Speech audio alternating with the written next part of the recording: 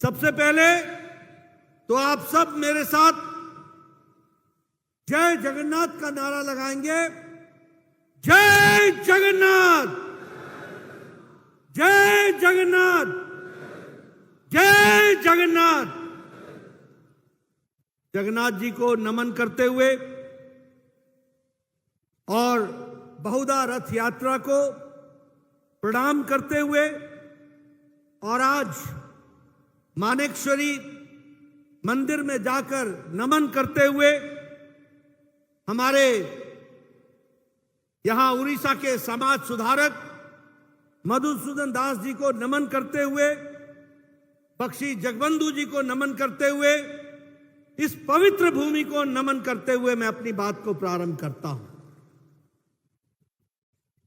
मित्रों, मुझसे पूर्व वक्ताओं ने,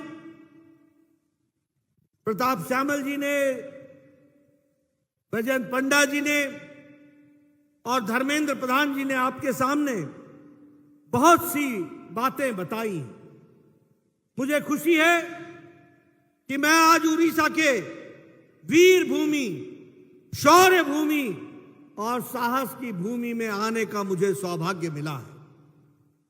ऐसी पवित्र भूमि को जहां से आज भारत के प्रथम नागरिक, भारत की प्रथम आदिवासी महिला राष्ट्रपति बनकर के सुशोभित कर रही हैं भारत के गणतंत्र को, ऐसी पवित्र भूमि को भी मैं नमन करता हूं।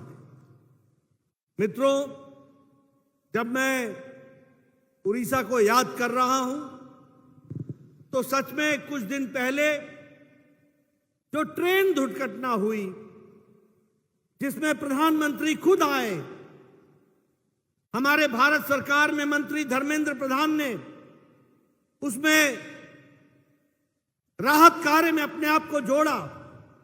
रेल मंत्री अश्विनी वैष्णव ने राहत कार्य में पूरा योगदान किया। हमारे मनमोहन शामिल और भारतीय जनता पार्टी की पूरी टीम तत्परता से लगी रही, लेकिन हमारे उड़ीसा के भाइयों ने जो हताहत हुए उनको श्रद्धांजलि देते हुए उनकी आत्मा को शांति मिले और इसके साथ साथ उनके परिवार को इस दुख को सहने की ताकत मिले, ऐसी प्रार्थना करते हुए मैं अपनी बात को प्रारंभ करता हूं। मित्रों, ये अमृत काल है और अमृत काल में प्रधानमंत्री जी ने एक लक्ष्य तय किया और वो लक्ष्य है कि हम विकासशील देश अब नहीं कहलाएंगे, आने वाले समय में हम विकसित राष्ट्र कहलाएंगे और विकसित राष्ट्र को आगे ले जाएंगे। और इसलिए दिन रात मेहनत करके वसुधैव कुटुंबकम का उद्घोष करते हुए वह दुनिया में भारत की थाथी, भारत का डंका, भारत की ताकत, इसको बताने के लिए दिन रात एक करके काम कर रहे हैं। आज हमें खुशी है, आज से 2 दिन पहले वो अमेरिका की धरती पर गए। उन्होंने अमेरिका में टॉप जो दुनिया के जाने माने आर्थिक जगत से संबंध रखने वाले नेता रहे, उनके साथ मुलाकात की और आज प्रधानमंत्री मोदी जी को दुनिया मानती है कि उनके नेतृत्व में, उनके नेतृत्व के कौशल ने देश को और दुनिया को एक नई दिशा दी है, एक नई ताकत दी है। और इसीलिए आज से 2 दिन पहले हमारे मशहूर नोबेल प्राइज विनर पॉल रोमर ने कहा, वह दिन मेरे लिए सौभाग्यशाली होता है जिस दिन मैं कुछ नया सीखता हूं। और आज मेरी मुलाकात प्रधानमंत्री मोदी जी से मिली है। मुझे एक नहीं अनेकों नई बात जानने का मौका मिला है और भारत के विकास का आधार कार्ड भी समझने का मौका मिला है। ये हमारे पॉल रोमर साहब बोलते हैं। उसी तरीके से दुनिया के एनालिस्ट रे डालियो बोलते हैं कि यह भारत का समय है, यह मोदी जी का समय है। उसी प्रकार से नील टायसन कहते हैं कि आसमान, नीला गगन मोदी जी की सीमाएं नहीं है, इस आसमान से भी ऊपर असीमित है मोदी जी का कौशल और मोदी जी का नेतृत्व। उसी तरीके से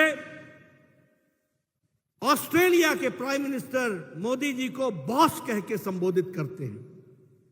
कोई कहता है I am fan of Modi ji, कोई कहता है Modi ji is a global leader, कोई कहता है Modi ji you are the hero, कोई कहता है Modi ji you are the reformer in chief, बदलाव के आप माध्यम हो, और कोई कहता है मोदी जी आप महान देशभक्त हो।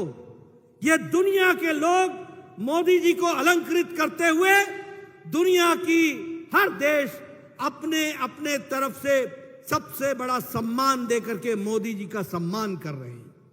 लेकिन दुख के साथ कहना पड़ता है कि जब दुनिया में मोदी जी की वाहवाही हो रही है, उनकी प्रशंसा होती है, कोई बॉस बोलता है, कोई हीरो बोलता है, कोई सोशल रिफॉर्मर बोलता है, तो यहां हमारे कांग्रेस के नेताओं के पेट में मरोड़ होती है। उनको पसंद नहीं आता कि देश का नाम हो रहा है, उनको पसंद नहीं आता कि देश की प्रशंसा हो रही है। कोई नेता मोदी जी को सांप कह करके चर्चा करता है, कोई बिच्छू बोलता है, कोई नीच बोलता है, कोई अनपढ़ बोलता है, कोई चाय वाला बोलता है। उनको मालूम नहीं है कि तुम्हारे बोलने से कुछ नहीं होता। 140 करोड़ देशवासियों का प्यार मोदी जी के साथ है, इस बात को हमको याद रखना है।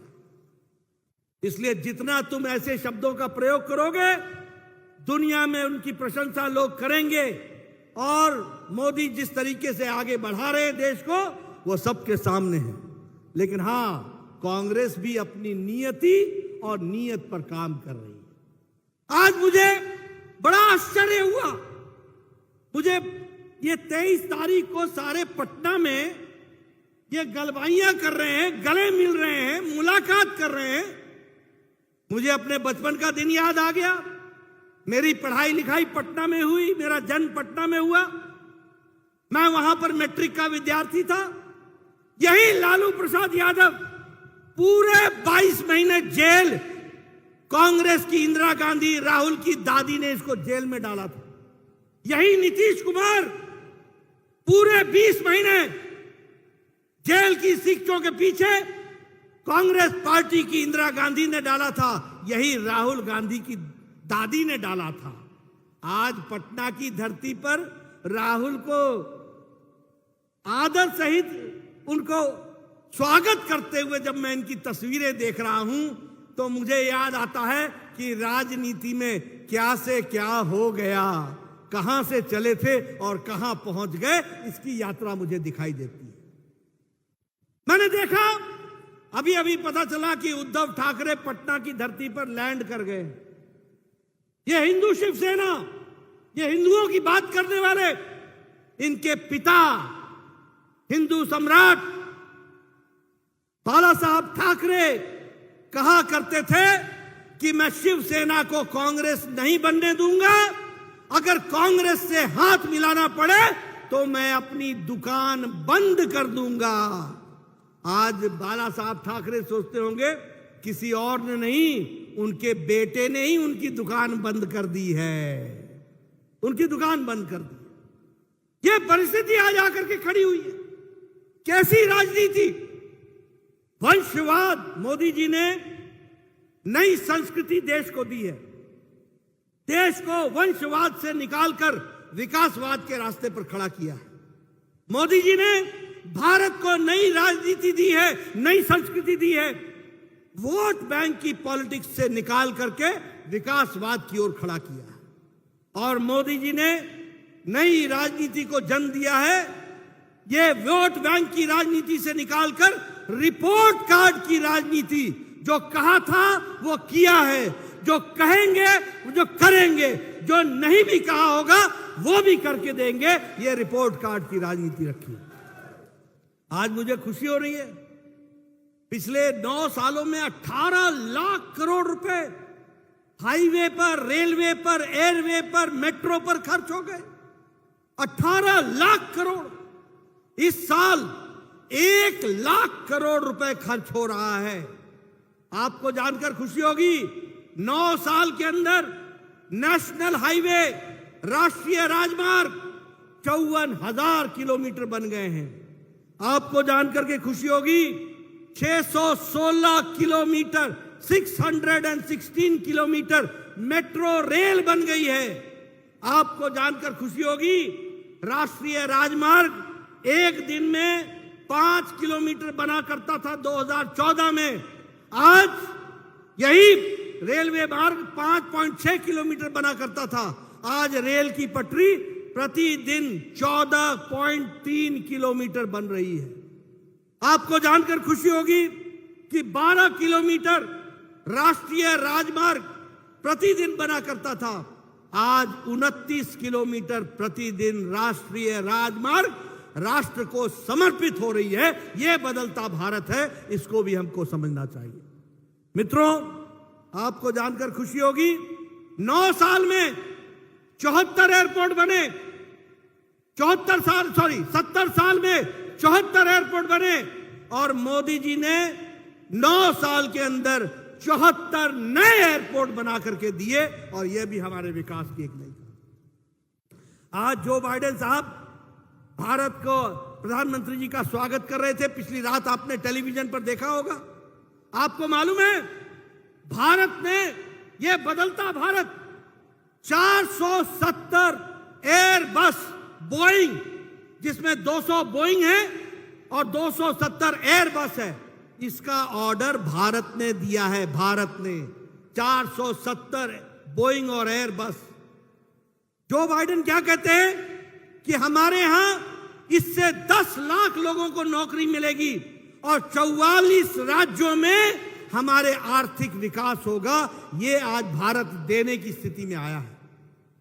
मैक्रोन, फ्रांस के राष्ट्रपति, वो हस्ताक्षर करते समय वहां उपस्थित होते हैं, और ऋषि सुनक, जो ब्रिटेन के प्रधानमंत्री हैं, वो कहते हैं कि रोल्स रॉयस की आप इंजन हमसे ले रहे हो। वो समय दूर नहीं है जब भारत 5वीं नंबर की अर्थव्यवस्था से 3री नंबर की अर्थव्यवस्था बन जाएगा। आज ये भारत की छवि बनी।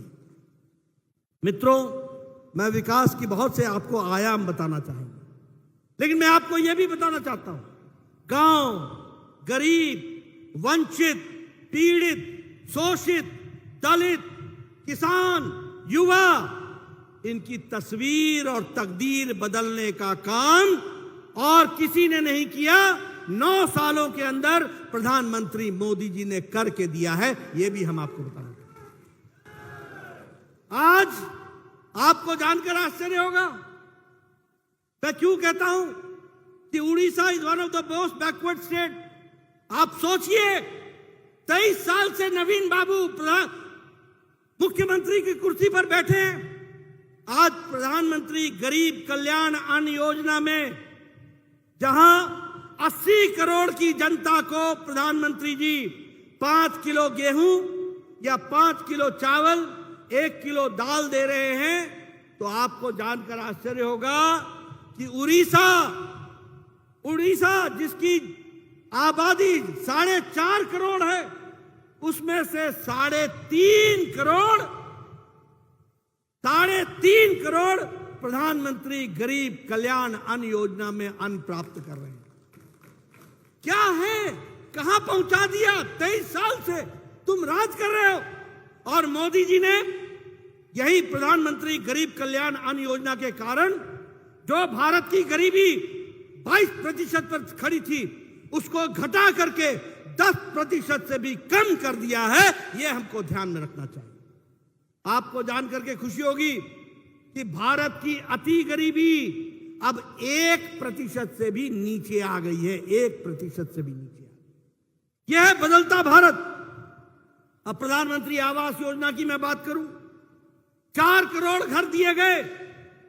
4 करोड़ प्रधानमंत्री आवास योजना के तहत, और यहां भी आप यहां 72 लाख घर सैंक्शन हो गए, 72 लाख घर, 29 लाख घर बनने का प्रक्रिया शुरू हो गई।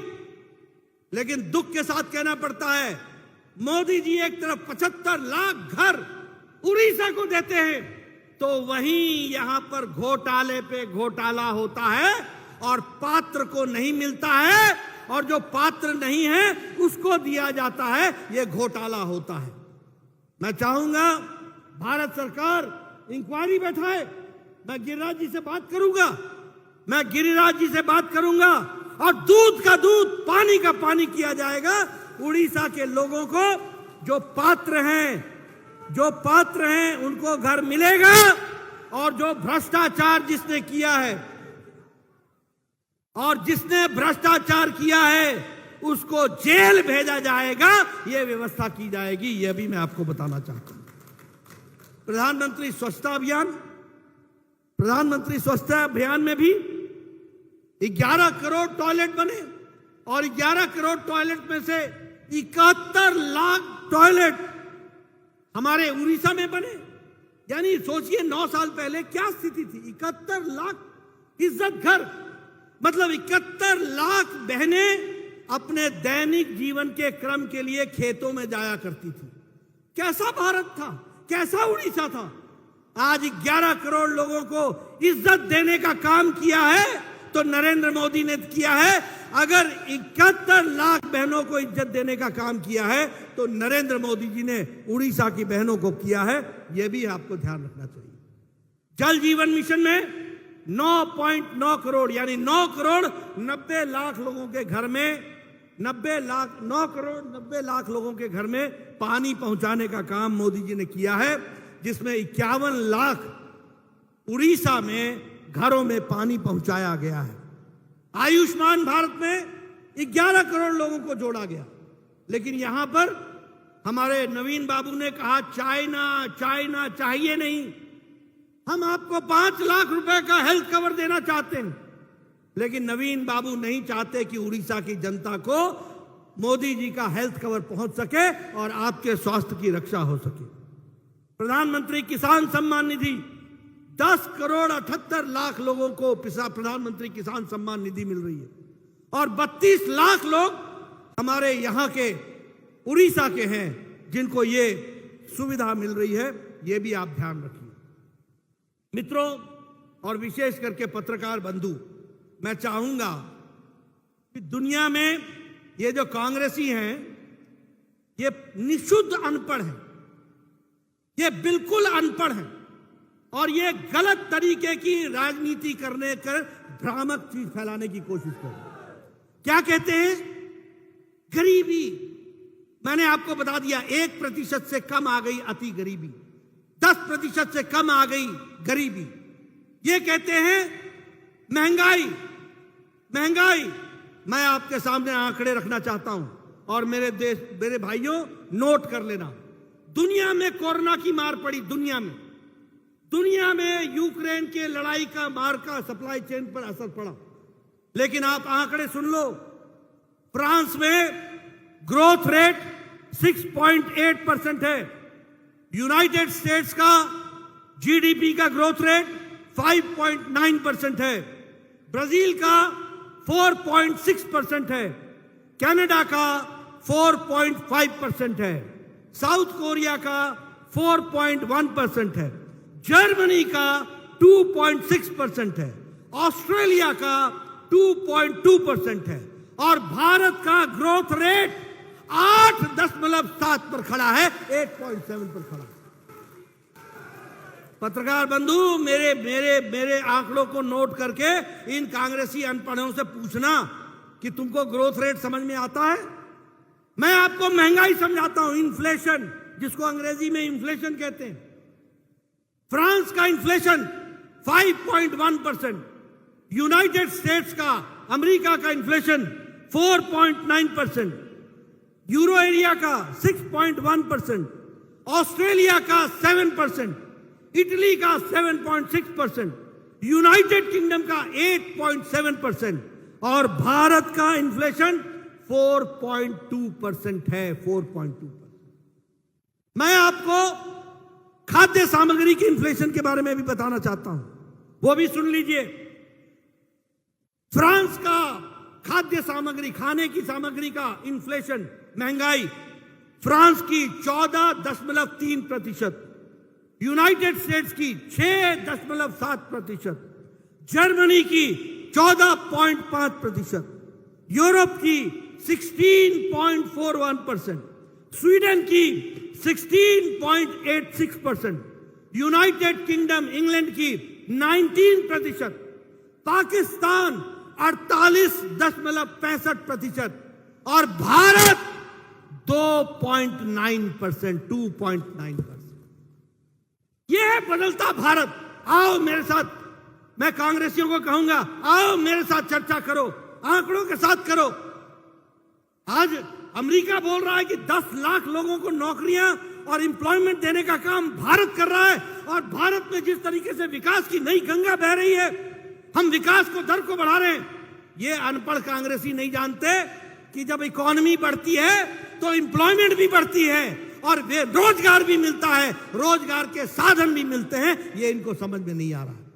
इसलिए पत्रकार बंधु, मैं आपसे निवेदन करूंगा, दुनिया में आर्थिक मंदी है, लेकिन मॉर्गन स्टैनली बैंक कहता है कि भारत की अर्थव्यवस्था नरेंद्र मोदी के नेतृत्व में दुनिया में सबसे मजबूत अर्थव्यवस्था खड़ी है, तो वो भारत की खड़ी है। यह भी हमको ध्यान में रखना चाहिए।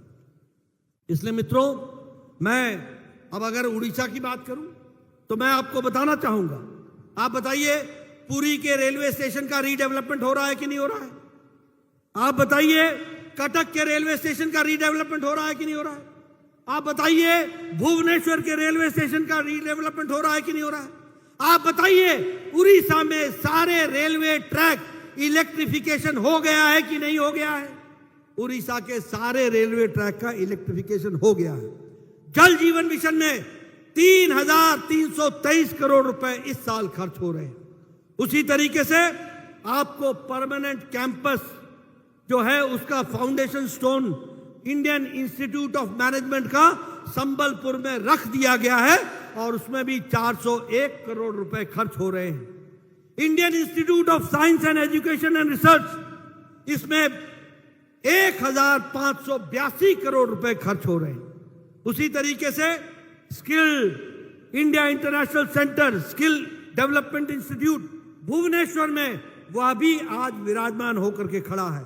मैं हमारे धर्मेंद्र जी को इसके लिए बधाई देना चाहूंगा। ये स्किल डेवलपमेंट मिनिस्टर थे। उड़ीसा को मोदी जी ने skill India international centre and skill development institute बना करके दिया है। उसी तरीके से सॉफ्टवेयर टेक्नोलॉजी पार्क, यह भी संबलपुर में बना करके दिया है। गति शक्ति में मल्टी मॉडल कार्गो टर्मिनल दिया है, और उसी तरीके से 104 एकलव्य मॉडल रेजिडेंशियल स्कूल बनाए जा रहे हैं, जिसमें 32 स्कूल फंक्शनल हो गए हैं। यह भी आप ध्यान रखिए। मुझे खुशी है कि मोदी जी के नेतृत्व में जब मैं स्वास्थ्य मंत्री था तो मैंने आपको 7 मेडिकल कॉलेज दिए थे, 7 मेडिकल कॉलेज, 7 मेडिकल कॉलेज, जिसमें से 4 फंक्शनल हो गए हैं, 3 फंक्शनल हो गए हैं, और 4 को जल्दी से फंक्शनल हो जाएंगे। हमारे बालासोर 189 करोड़ रुपीस का, बारीपादा मयूरभंज 189 करोड़ का, बोलंगीर 189 करोड़ का, कोरापुट ये भी 189 करोड़ का, पुरी में 189 करोड़ का, जाजपुर में 250 करोड़ का, और कालाहांडी में आपके यहां 325 करोड़ का मेडिकल कॉलेज बनाया जा रहा है, 325 करोड़।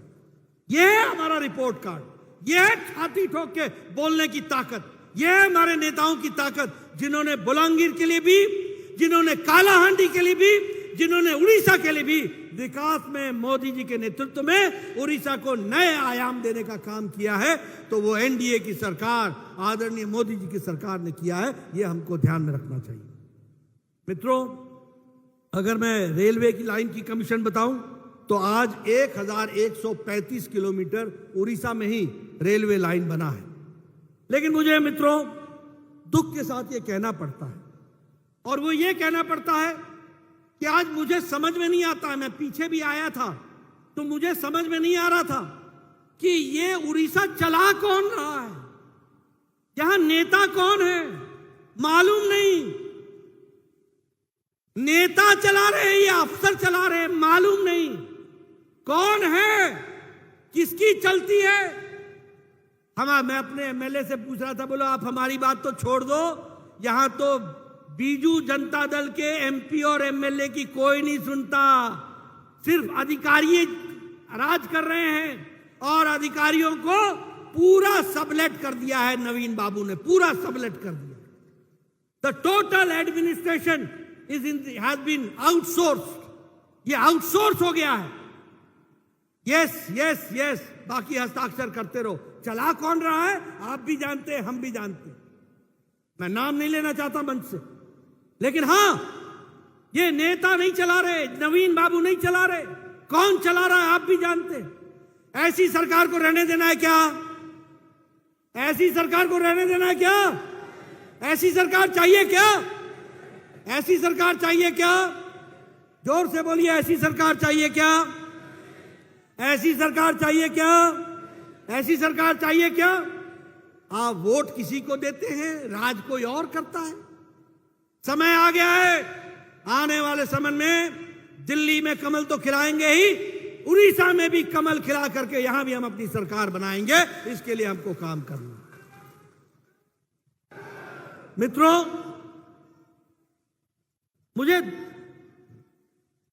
मुझे दुख होता है कि सबसे पर कैपिटा इनकम सबसे कम उड़ीसा की, मुझे दुख होता है सबसे कम आमदनी किसानों में उड़ीसा की, सबसे ज्यादा महिला उत्पीड़न, महिलाओं का शोषण उड़ीसा में, और उसी के साथ साथ यहां पर भ्रष्टाचार, आकंठ भ्रष्टाचार में डूबा हुआ।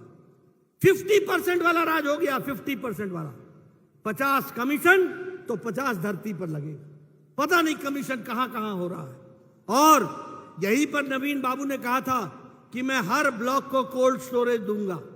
यही नवीन बाबू ने कहा था कि मैं हर ब्लॉक में 35% सिंचित भूमि कर दूंगा। हो गया क्या?